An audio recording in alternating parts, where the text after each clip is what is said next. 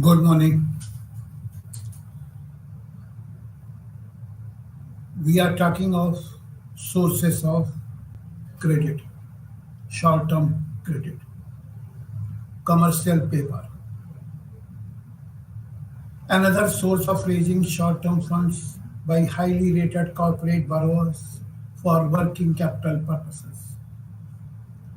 The Reserve Bank of India has issued guidelines for issuance of CP as follows. CP commercial paper.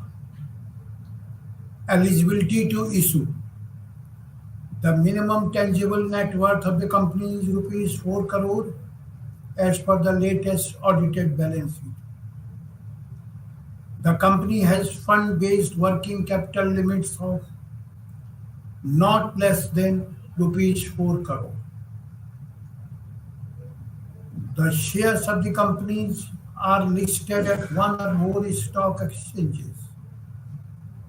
Closely held companies whose shares are not listed on any stock exchange are also permitted to issue commercial papers provided all other conditions are fulfilled. The company has obtained minimum credit rating from a credit rating agency, that is CP2, from CRISIL, Credit Rating Information Services of India Limited, 88 from ICRA, Investment Information and Credit Rating Agency, or PR2 from CAR, Credit Analysis and Research. The commercial paper may be issued by the companies on the basis of certain terms and conditions.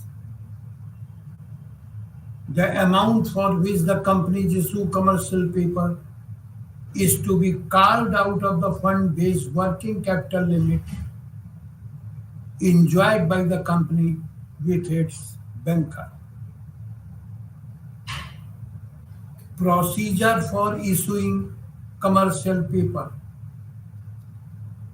The company which intends to issue commercial paper should submit an application in the prescribed form to its bankers or leader of the consortium of banks, together with a certificate from an approved credit rating agency. The rating should not be more than 2 months old.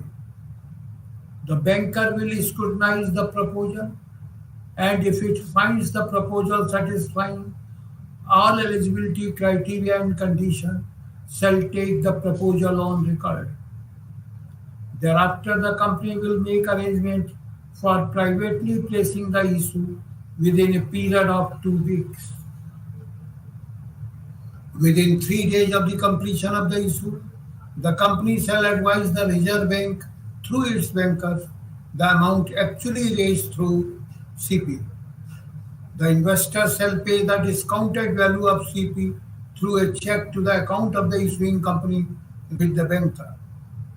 Thereafter, the fund-based working capital limit of the company will be reduced correspondingly. Intercorporate loans.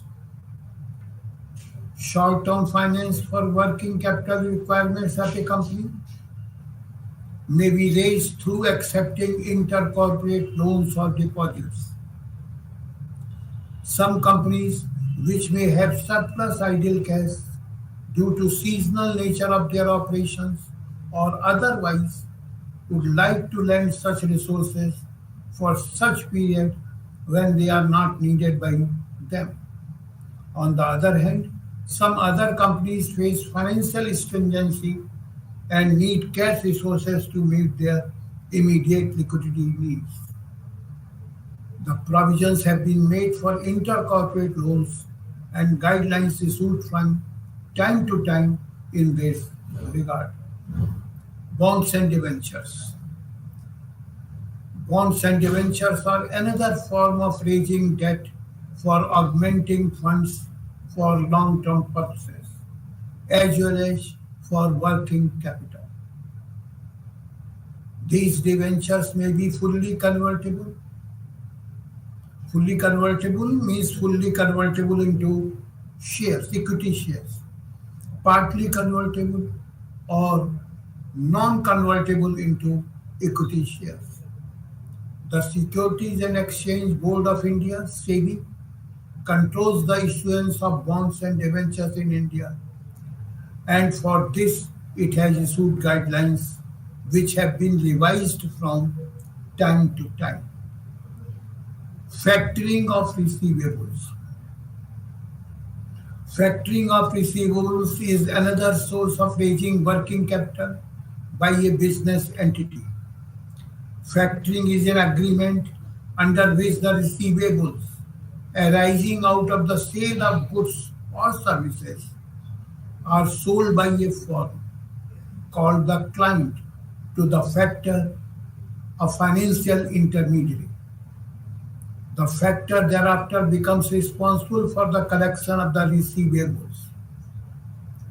In case of credit sale, the purchaser promises to pay the sale proceeds after a period of time. The seller has to wait for that period for realizing his claims from the buyer. His cash cycle is thus prolonged and he needs larger working capital. Factoring of receivables is a device to sell the receivables to a factor who pays the whole or a major part of dues from the buyer immediately to the seller, thereby reducing his cash cycle and the requirements of working capital. The factor realizes the amount from the buyers on the due date. Factoring is of two types: with recourse and without recourse factoring. Factoring business may be undertaken on with recourse or without recourse basis. Under with recourse factoring, the factor has recourse to the client if the receivable purchase turn out to be irrecoverable. In other words, the credit risk is borne by the client and not the factor.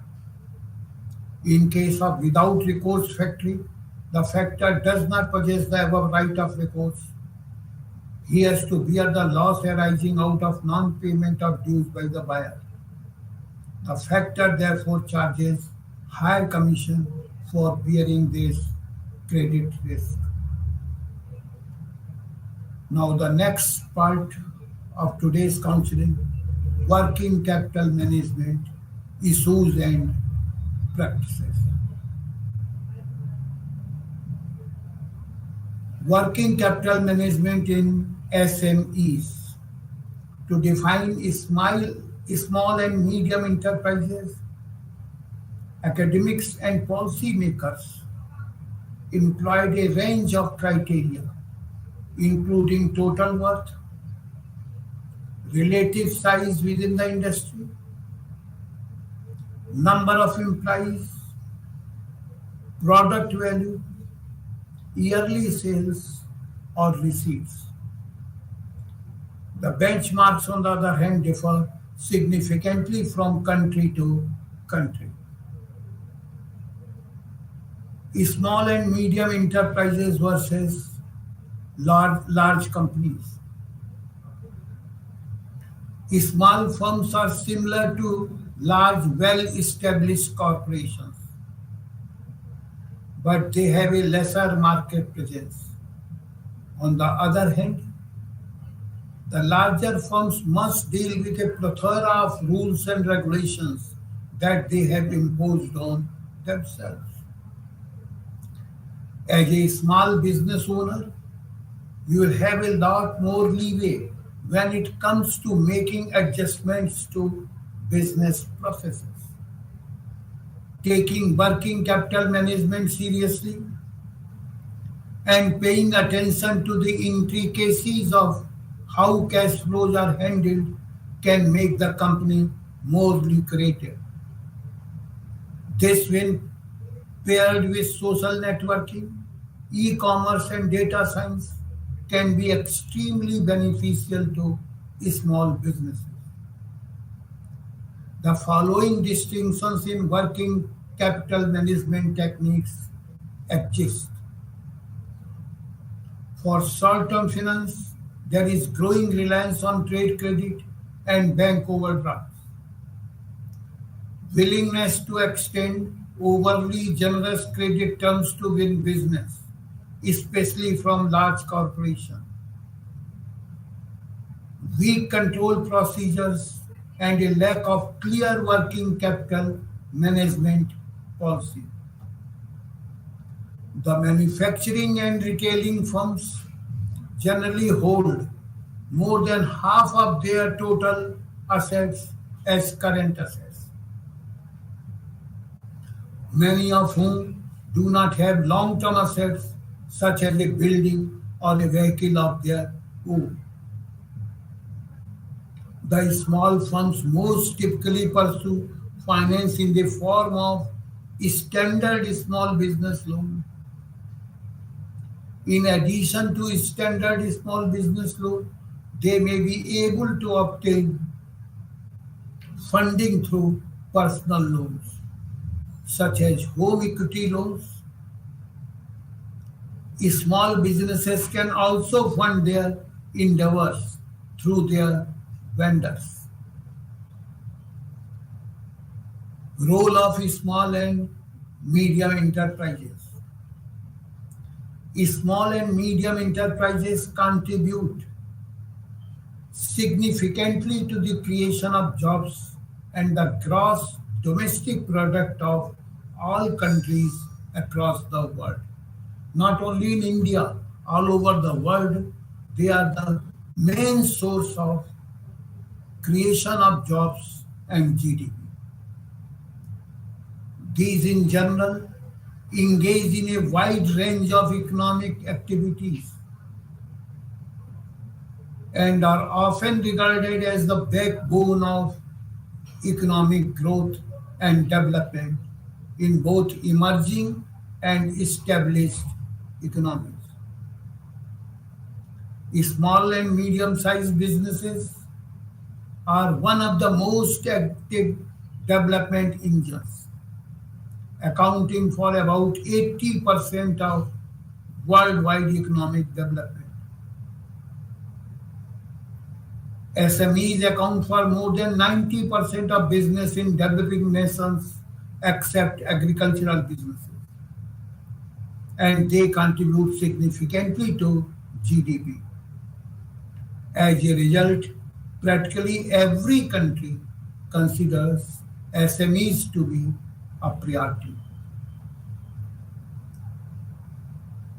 Role of small and medium enterprises in India. In India, this industry contributes considerably to the socio-economic development of the country. Furthermore, compared to larger corporations, it offers a big number of job prospects at a minimum capital cost. Small businesses are predicted to have a fourfold higher employment intensity than large businesses. As supplementary units, these small businesses are also beneficial to the larger industries because of their effective, efficient, adaptable, and innovative entrepreneurial nature. They also contribute to the development of the home economy. Furthermore, they aid in the reduction of regional imbalances by assisting in the industrialization of rural and backward areas. Similarly, the SME sector ensures that national income and wealth are distributed more evenly. Small businesses have succeeded in achieving the socialist objective of delivering equal growth. Even though huge corporations generally generated the island of affluence in an ocean of poverty. SMEs in India are defined differently for businesses that manufacture, produce, or process items versus those that provide or deliver services. Manufacturing businesses are classified their investment in plants and machinery, whereas service businesses are classified their investment in equipment. And overall, they are also classified as per the turnover. This classification is according to MED Act of 2006. The classification is in case of manufacturing sector. The SMEs have been classified into three parts: micro enterprises, small enterprises, and medium enterprises. And their classification is based on investment in plant and machinery as well as annual turnover, or you may say whichever is less. In case of micro enterprises, investment in plant and machinery should not exceed rupees 1 crore, or you may say the investment in plant and machinery should be up to rupees 1 crore, whereas the annual turnover must be up to rupees 5 crore. Means there are two limits, and as they are the limits, you may say whichever is less. If the investment exceeds 1 crore and turnover is less than rupees 5 crore, even then this will not be micro enterprise, it will become a small enterprise. And vice versa. If the investment is up to rupees 1 crore but turnover exceeds rupees 5 crore, then again it will become a small enterprise. In case of small enterprises, investment in plant and machinery should be between rupees 1 crore to rupees 10 crore, while the annual turnover should be rupees 5 crore to rupees 50 crore. For the medium enterprises, the investment in plant and machinery should be between rupees 10 crore and rupees 50 crore, while the annual turnover should be between rupees 50 crores to rupees 250 crores. In case of service sector, the basis of classification is investment in equipment as well as annual turnover. For the micro enterprises, investment in equipment does not exceed rupees 1 crore, or in other words, you may say up to rupees 1 crore,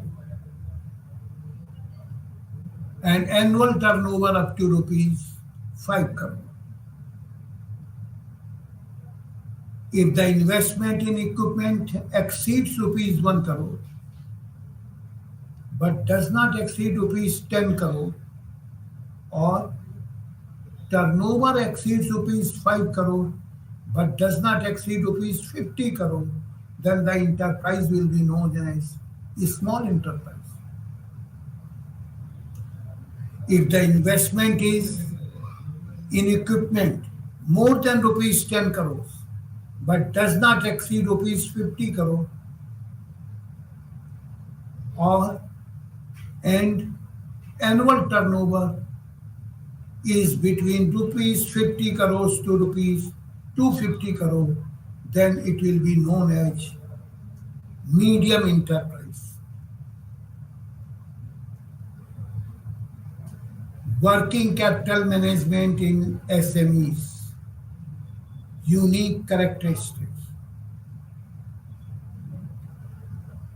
Many small businesses do not maintain proper accounting records for their operations. As a result, without proper accounting records and information, SMEs have a difficult time distinguishing between their working capital and earnings. As a result of this issue, SMEs frequently fail a few years after they are founded. As a result, the goal of working capital management is to keep net capital at a level that maximizes the wealth of the firm's owner. Apart from that, there are several other problems to consider when it comes to the working capital management. The first problem is effective working capital management ensures that the firm has sufficient liquidity to meet its short-term obligations when they become due, as well as carry out its usual day-to-day activities. Many SMEs, second one, many SMEs struggle to manage their working capital because they lack the resources to adequately manage their trade debtors. SMEs lack effective debt procedure such as timely invoicing and regular statement distribution. When negotiating financing terms with bigger businesses, SMEs will frequently find themselves in a disadvantageous position. The SME owners and managers are not always aware of the expenses of keeping too much stock as well as the cost of holding too little stock. It was also found that cash balance was generally proportionately higher for SMEs than for large businesses.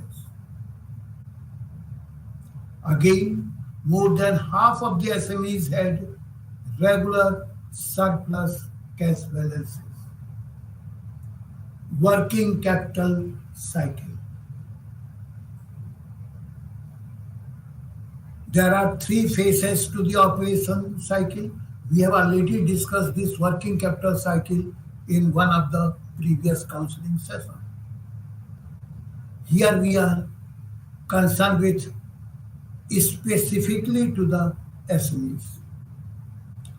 Cash is transformed into inventory in phase 1, which comprises purchasing raw materials, converting raw materials into work in progress and finished goods, and finally transferring items to stock after the production process. This phase is shorter in trading companies that are usually modest in size, since there is no manufacturing activity and cash is directly converted into inventory. Then in phase 2 of the cycle, inventory is transferred into receivables. In phase 2 of the cycle, as credit sales are made to customers. Businesses that do not sell on credit do not have phase 2 of the operational cycle, which is especially true for small and medium businesses. The collection of receivables is represented by the final phase. This phase completes the operating cycle, requiring business to transition from cash to inventories, receivables, and then back to cash. Or you may say that this working capital cycle differs from industry to industry and even in one industry from particular unit to other particular unit. Working capital goals for SMEs. The best basic goal of working capital management, whether it's small or large, is to maintain a level of working capital that maximizes the value of the firm's owners, shareholders. In addition, the following are some of the goals of working capital management. Working capital and the liquidity of the company are inextricably linked. As a result, good working capital management ensures that the company has enough cash on hand to meet its short-term obligation and run its day-to-day operations. There should be a link between profitability and working capital as well, because of the cost of financing the firm's current assets. The amount of capital has an impact on its profitability and working capital. 3. There is evidence that many SMEs are poor at managing their working capital, which has been highlighted as a primary reason for their high failure rate when compared to bigger enterprises. Working capital management. If a company invests too much money in working capital, the quantity of money available for other business needs may be lowered because it does not have enough cash to invest in long-term assets that can provide high returns. This could have an impact on future profits. The best strategy to fund the working capital required is to use the cash generated from operating activities. This will ensure that you have enough cash to pay your tax and dividend obligations. Companies have the problem of expanding output while keeping working capital under control, which has had a significant impact on revenue, operating margin, assets efficiency, and future expectations, as well as the components of working capital. This is depicted in the figure. Shareholder value. Revenue growth. With revenue growth, operating margin will grow. Assets efficiency will grow. Assets efficiency means related to property, inventory, receivables, and payables. And then expectation will grow. This is a cycle. First, there will be growth in revenue. With the growth in revenue, certainly there will be growth in the operating margin, unless expenses also grow more than revenue. And while operating margin will grow, the assets efficiency will grow. And when assets efficiency grows, expectation will also grow, and this will continue in a increasing order. Working capital management. There are no fixed norms or criteria for calculating a company's working capital. To assess the level of working capital, the company must evaluate a variety of elements. The amount of working capital required by a company is influenced not only by the company's internal characteristics but also by its economic, monetary, trading, and working capital regulations. Among the various factors, the following are important ones. The first one, nature of business. The type and size of working capital are influenced by the characteristics of the firm within the industry. For example, if the firm is dealing with trade, purchase and sale, the working capital requirement will be less.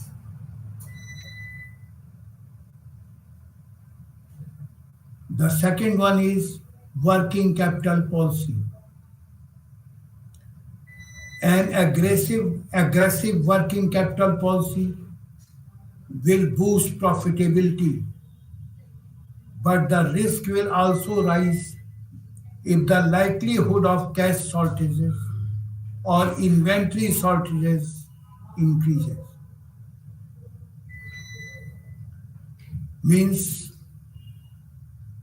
if there is aggressive policy, means more business is done in less amount of working capital, certainly the profitability will increase. But at the same time, there will be chances of cash shortages or inventory shortages at any time.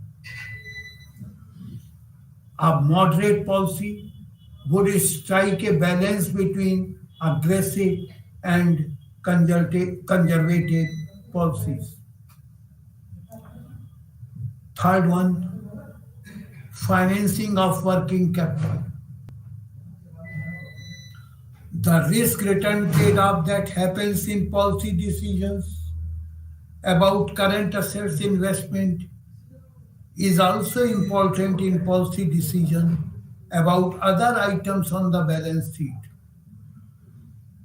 such as the choice between short-term and long-term funds to finance working capital. And here the problem of risk return trade-off arises. As we have already discussed, in case of less amount of working capital, certainly there will be an increase in the profitability, but there will be a risk of shortage of funds. The fourth point is optimization of working capital. The following are the various barriers to optimize the working capital in small and medium enterprises. The first one is customer and rivalry.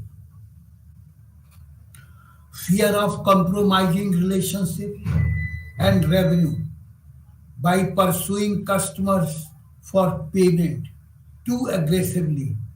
There is a chance you will lose clients to the competitor. Fear of drop in customer service if inventory levels are not kept high.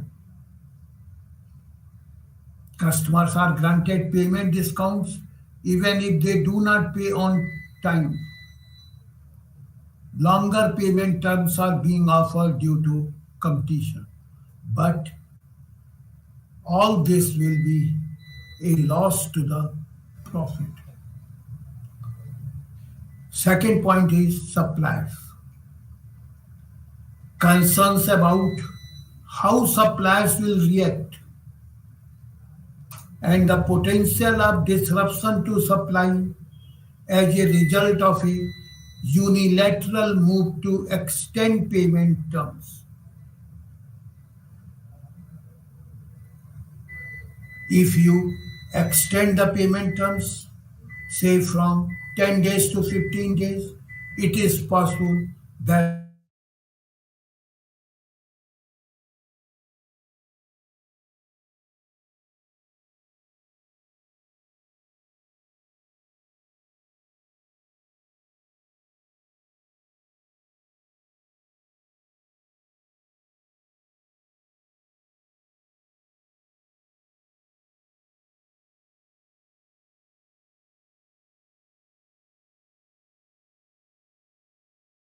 pay $100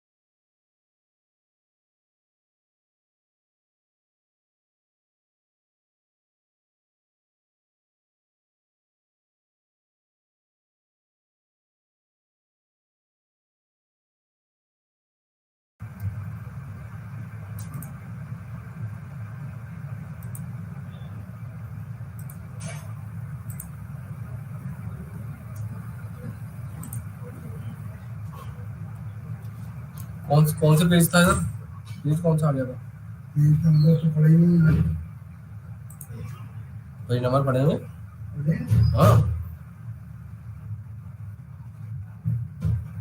slide कौन सी है ये बताओ मेरे को, कौन से number की slide थी? हम वर्किंग कैपिटल मैनेजमेंट प्लस कर रहे थे, हमारे ख्याल से होगा 25 6। हम कर देंगे। Working capital cycle. हाँ हाँ। नहीं, हम कर देंगे उसको, वहाँ पे आ जाएंगे। आप ये कर लीजिए, अब आई आते लगा दिया ना, अब हम कर देंगे। मैं लगा रहा हूँ, 2 मिनट दे दीजिए। क्योंकि अब हमें ये बोलना पड़ेगा वर्किंग कैपिटल मैनेजमेंट से कैसे।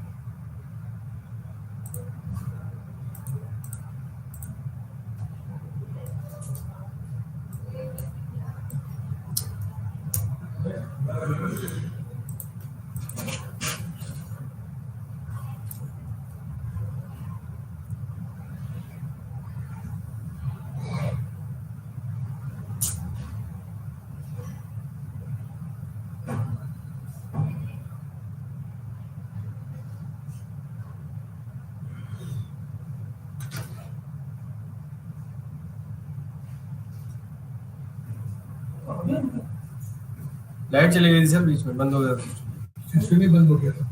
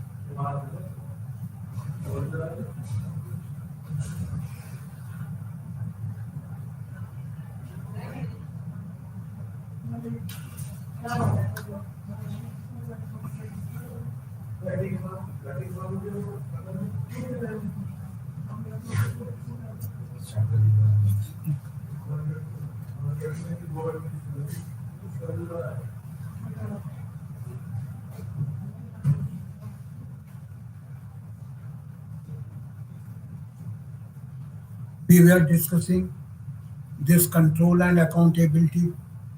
On account of power failure, we have disruptions. The importance of cash is not reflected in individual or organizational performance measurements. Working capital is a complex topic with multiple functional areas to which no single person can be assigned authority. Advantages. Are there any advantages? We will be unable to run the firm on a day-to-day basis if we restrict liquidity. Are the advantages long term? It can control working capital levels after the fiscal year, but they quickly climb again. Fifth point is small and medium enterprises overtrading. Overtrading is one of the issues that many businesses, particularly small and medium sized businesses, face. Overtrading occurs when a firm expands too quickly and does not have enough long term funds to support the increasing assets level. Overtrading impact reduce. To mitigate the impact of overtrading, it is recommended that the company maintain its growth strategy and take steps to secure the appropriate long-term finance. The corporation can sell non-current assets for cash to finance working capital if they do not create enough income and are not crucial to the firm. Determinants of working capital management in SMEs. The level of working capital is determined by fundamental elements which are separated into three categories: firm specific, owner specific, and behavioral bias.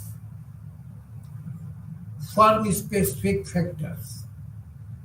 The first one is firm age. Older firm has easy access to working capital in compared to the newer one. Firm size. Those firms which are bigger in size, they can easily arrange working capital as compared to the firms which are smaller in size. Financial leverage. Firms with more fiscal assets may have lower expenses when raising capital to invest in current assets, and on account of lower funding costs due to greater fiscal assets, they may be able to invest more in working capital. Foreign sales. When compared to enterprises without foreign sales, companies with overseas sales place a greater emphasis on working capital. The export-oriented business find it easier to obtain bank funding because they have a higher likelihood of payback than non-exporting businesses due to better production and profit. Now the second one, owner-specific factors. Gender of manager. Though it is not correct or right, but it is considered that males are in a better manager as compared to females. It is wrong. It has been found that females are working sometimes in a better way. Take the example of Indra Nui. Education of manager. If the manager is professionally qualified, he will be in a better position to manage the firm. Experience of manager. Then third one is behavioral biases. According to classical finance theories, individuals are rational and make decisions based on predicted utility maximization. However, in real life situation where people are not completely logical, the truth does not match these expectations. Moods, emotions, personality traits, and other behavioral aspects influence their decision making. Components of working capital management. A typical manufacturing or distribution firm's current assets account for more than half of its overall assets. As a result, these businesses must efficiently manage their current accounts to achieve the necessary balance of profitability and risk. Now we will discuss these components. Inventory management. The corporation should aim to strike a balance between the cost of retaining inventory and the risk of missing out on sales. The goal is to lower the company's total cost. Potential consequence of stock out. When a company runs out of inventory, it risks losing sales and losing money that could have been generated through sales. If the company's product is specialized, the consumer may have to wait for it, which is less serious. If a company's products are homogeneous, buyers can simply locate them elsewhere, which causes the company to lose clients to its competitors. Economic order quantity. Economic order quantity we have already discussed in one of previous counseling session. Here, by combining the expenses of storing inventory with the expenses of acquiring the goods, this inventory management method determines the optimal order size. Economic order quantity depends on two things: the cost of order and the economy of higher order size. Just in time inventory policies. In recent years, several businesses have cut inventory expenditure by reducing inventory levels. The goal of a just in time purchasing policy is to reduce or eliminate the period between inventory, delivery, and use.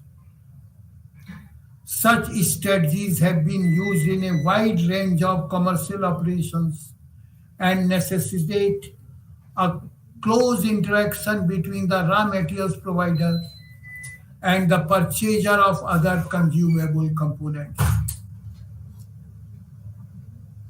To avoid production interruptions, the buyer seeks guarantee from the provider on both quality and delivery reliability. The second component of inventory management is credit management. If the credit worthiness of new clients is rigorously analyzed before credit is issued and is evaluated regularly, the risk of bad debts can be reduced. A variety of sources can be used to gather the necessary credit information.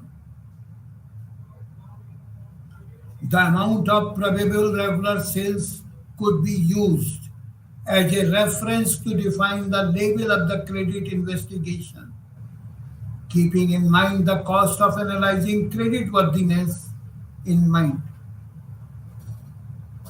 After the customer's creditworthiness has been assessed and a credit limit agreed upon, the company should take steps to guarantee that the credit limit and terms of trade are adhered to. The customer account should also be kept within the agreed upon credit limit, and credit extended should be reviewed regularly to ensure that it is still appropriate. To encourage fast payment, bills and statements should be double checked for accuracy and sent out as soon as possible.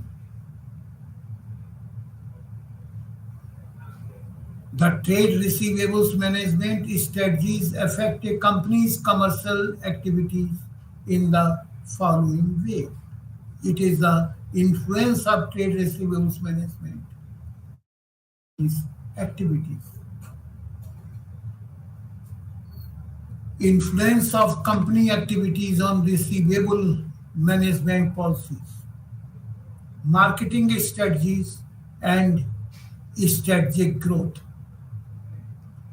When a firm's products are highly specialized and in high demand, the marketing strategies might concentrate on these characteristics.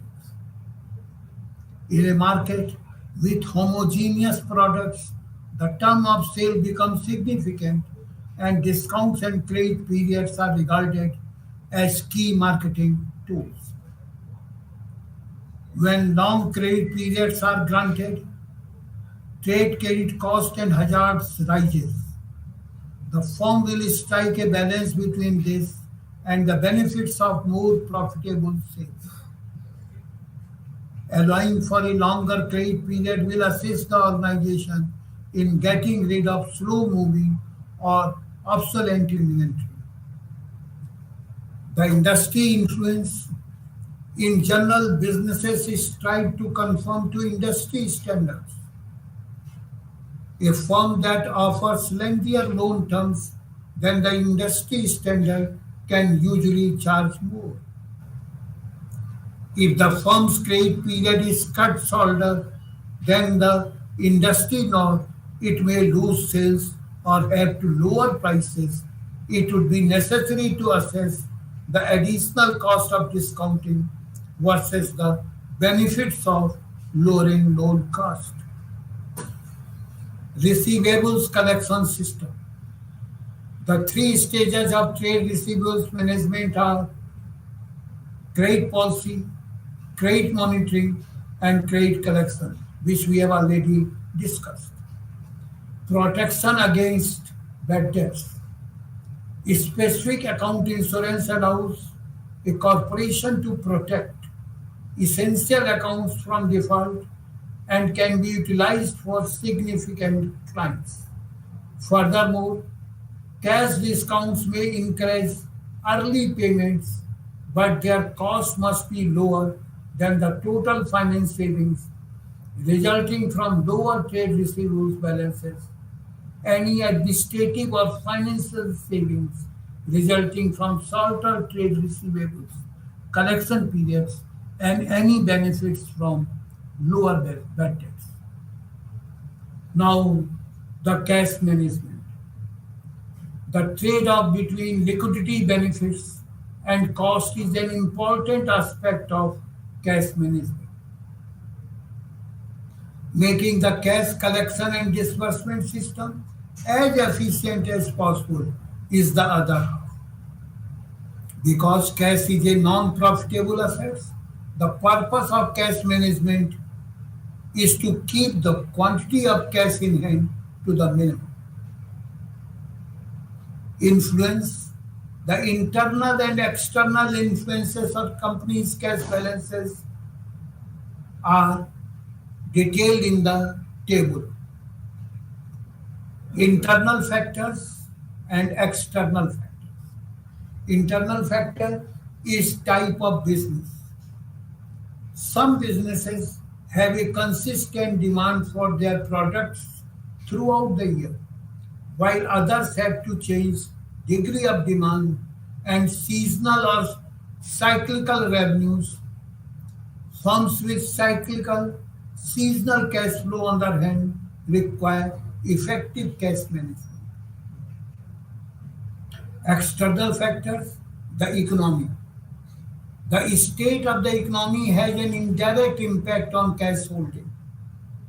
If the economy is weak, the company may have difficulty obtaining the necessary funds, causing the cash out problem to worsen.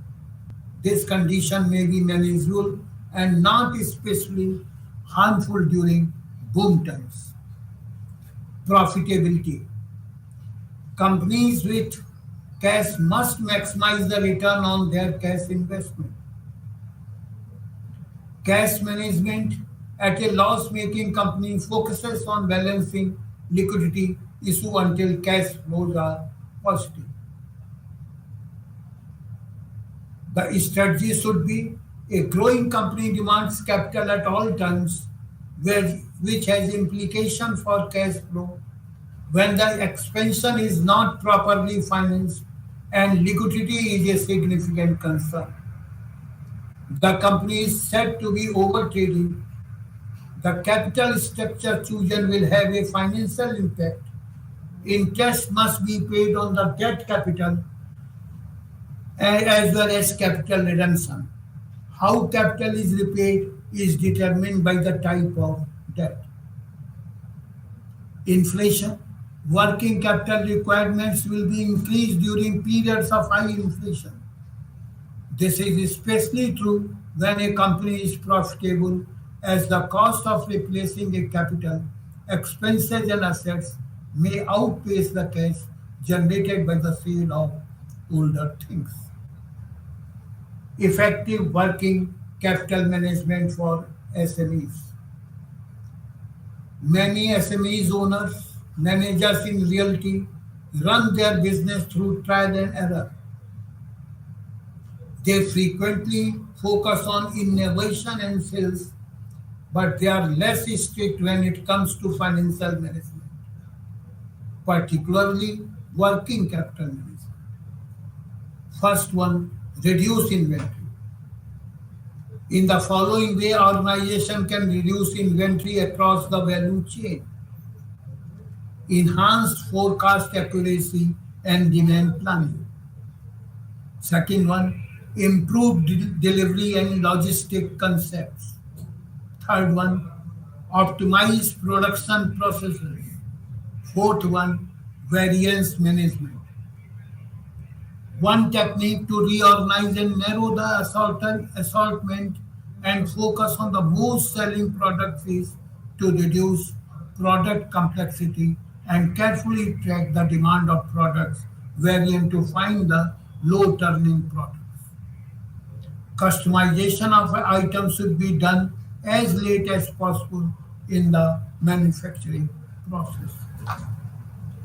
Second one is secure good credit terms. Credit terms must be handled properly by the business entity with its consumers and suppliers. It must ensure that it receives the largest payment term possible without jeopardizing its ties with them. Avoidance of early payments. Companies should not pay anything before the deadline. Payment conditions. Renegotiating with supplier is an excellent approach for finalizing the payment terms and conditions. Back-to-back agreements. Matching the due dates of receivables and payables accounts can assist organizations to avoid excessive supplier pre-financing and maintaining a positive cash balance. Avoidance of early payments. Companies should not pay anything before the deadline. Payment conditions. Renegotiating with suppliers is an excellent approach for finalizing the payment terms and conditions. Back-to-back agreements. Matching the due dates of receivables and payable accounts can assist organizations to avoid excessive supplier pre-financing and maintaining a positive cash balance. Impact of pandemic on small business. While there is a significant disparity in working capital performance between small, medium, and big businesses, this COVID-19 has had an even greater impact on small businesses' working capital management. The pandemic had a smaller impact on major businesses' working capital than it did on small firms. These businesses have more negotiating power and stronger processes and procedures, allowing them to track and handle cash and working capital more effectively. During lockdowns, there is a build-up of inventory, particularly for non-essential items, due to lower demand for goods. As companies take time to readjust their production levels to the changing demand scenario. As you have seen in case of pandemic, the consumer was interested only in the necessary goods. The income level was also reduced in some cases for the consumers. Therefore, in case of small businesses, the impact was higher as compared to the large businesses. That's all. Thank you. Namaskar.